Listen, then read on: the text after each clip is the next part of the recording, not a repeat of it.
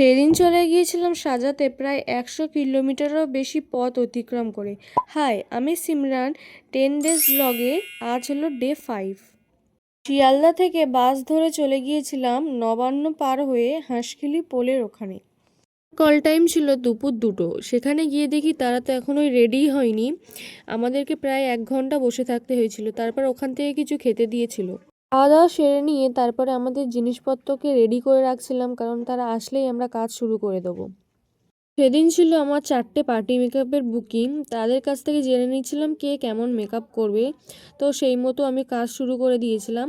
এটা আমার first party মেকআপের কাজ, অ্যান্ড সেকেন্ড লুকটাও আমি রেডি করতে বসে গিয়েছিলাম। তাদের যেমনটা চেয়েছিল পুরো তেমনটাই করে দিয়েছিলাম। কাজ করতে করতে তো অনেকটাই রাত হয়ে গিয়েছিল। বাড়ি আসার সময় বাস কিছুই পাচ্ছিলাম না। লাস্টে ট্যাক্সি বুক করে আমাদের শিয়ালদাতে আসতে হলো। ওখান থেকে ট্রেন ধরে আমরা বাড়ি চলে এসেছিলাম, আর আমাদের প্রায় 1:30 বেজে গিয়েছিল।